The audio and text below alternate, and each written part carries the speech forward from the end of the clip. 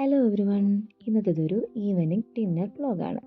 ഞങ്ങൾ രണ്ടാളും മിക്ക ദിവസവും ഈവനിങ് ടൈം ഒരു വോക്കിന് പോകാറുണ്ട്. കുൽസുവിനെ കൂട്ടിയിട്ടാട്ടോ പോകുന്നത്. അവൾ അവളുടെ ക്യാരി ബാഗിലാക്കി കൊണ്ടുപോകുന്നുണ്ട്. പോകുമ്പോൾ എപ്പോഴും ഞങ്ങൾക്ക് സംസാരിക്കാൻ ഓരോരോ ടോപ്പിക്സ് ആയിരിക്കും. ഇന്നത്തെ ഞങ്ങളുടെ ടോപ്പിക്ക് ഫുഡായിരുന്നു. ഫുഡെന്ന് പറയുമ്പോൾ ചിക്കൻ എന്ന് പറയുമ്പോൾ ഷവായ, മസാല ഷവായ. ഞങ്ങളുടെ രണ്ടാളുടെ ഫേവറേറ്റ് ഡിഷാണ് മസാല ഷവായ. അങ്ങനെ പറഞ്ഞ് നല്ല കൊതിയായി. അപ്പോൾ കരുതി വീട്ടിൽ തന്നെ ഉണ്ടാക്കിയാലോ എന്ന്. അപ്പോൾ വോക്ക് കഴിഞ്ഞ് വരുമ്പോൾ ഞങ്ങൾ ചിക്കൻ മേടിച്ചിട്ടാട്ടോ വന്നത്. അപ്പോൾ ഞങ്ങൾ ഒട്ടും ടൈം കളയാതെ പെട്ടെന്ന് തന്നെ ഉണ്ടാക്കാൻ തുടങ്ങി. ആദ്യം തന്നെ ഒരു ബ്ലെൻഡറിലേക്ക് നന്നാക്കി വെച്ചിട്ടുള്ള കൊച്ചുള്ളിയും വെളുത്തുള്ളിയും ഇഞ്ചിയും തക്കാളിയും പിന്നെ മല്ലിയിലയുടെ ഫ്ലേവർ ഞങ്ങൾക്ക് എല്ലാവർക്കും ഇഷ്ടമാട്ടോ. അപ്പോൾ ഞങ്ങൾ കുറച്ച് തോന്നിയിടുന്നുണ്ട്.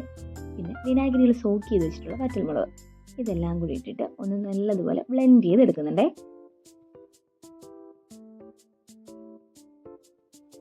നല്ല പേസ്റ്റ് പോലെ ബ്ലെൻഡായിട്ട് വന്നിട്ടുണ്ട്.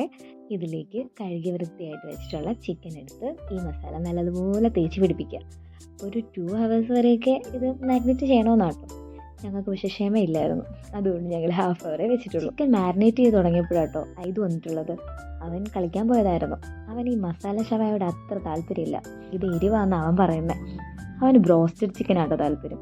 പിന്നെ അവന് വേണ്ടി ബ്രോസ്റ്റഡ് ചിക്കനും കൂടെ തയ്യാറാക്കുന്നുണ്ടായിരുന്നു. ഒരു തട്ടിക്കൂട്ട് ബ്രോസ്റ്റഡ് ചിക്കനാന്ന് പറയാം.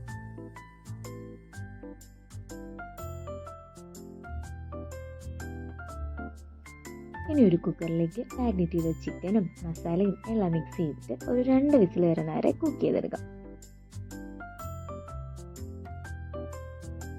ചിക്കൻ്റെ കുക്കിംഗ് ഒരു വഴിക്ക് ആയപ്പോഴാട്ടോ ആലോചിച്ചത് ഇതിൻ്റെ കൂടെ എന്താ കഴിക്കാമെന്ന്.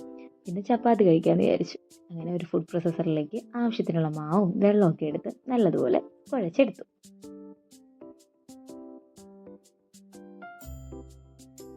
ഫുഡ് പ്രോസസ്സറിലാക്കുമ്പോൾ ജോലി കുറച്ചും കൂടെ ഈസി ആവുന്നുണ്ട്. കുറച്ചും കൂടെ സോഫ്റ്റ് ആയിട്ടും ഫീൽ ചെയ്യുന്നുണ്ട്. പെട്ടെന്ന് കാര്യം കഴിയുമല്ലോ. അപ്പോഴേക്കും കുക്കറിലുണ്ടായിരുന്ന ചിക്കൻ ആവിയൊക്കെ പോയി സെറ്റായിട്ടുണ്ടായിരുന്നു. പിന്നെ അതിനെ എടുത്ത് ഒരു പാനിലേക്ക് ലേശം എണ്ണ ഒഴിച്ച് ചിക്കനും അങ്ങോട്ടേക്കും ഇങ്ങോട്ടേക്കും നിറച്ചിട്ട് തിരിച്ചിട്ടും ഒന്ന് പൊള്ളിച്ചും കൂടി എടുക്കുന്നുണ്ട്. ഇതിൻ്റെ ബ്രോസ്റ്റഡ് ചിക്കന് ഒരു പ്രോപ്പർ റെസിപ്പി ഒന്നും ഇല്ലായിരുന്നു. അതുകൊണ്ട് അതിൻ്റെ വീഡിയോ ഒന്നും എടുത്തില്ല കേട്ടോ.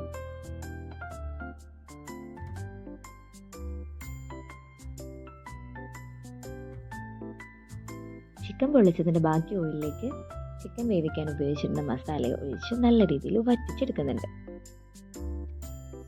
വറ്റിച്ചെടുത്ത ഈ പേസ്റ്റിനെ നേരത്തെ പൊള്ളിച്ച് വെച്ചിരുന്ന ചിക്കനിലേക്ക് തേച്ച് കഴിഞ്ഞാൽ നമ്മുടെ മസാല ഷവായി റെഡി. ഇതിനിടയ്ക്ക് ചപ്പാത്തി ഉണ്ടാക്കുന്നുണ്ടായിരുന്നു. അതുപോലെ ഇതിൻ്റെ തട്ടിക്കൂട്ട് ബ്രോസ്റ്റ്, പിന്നെ നമ്മളൊരു മയണൈസ് കൂടി ഉണ്ടാക്കിയിട്ടുണ്ടായിരുന്നു.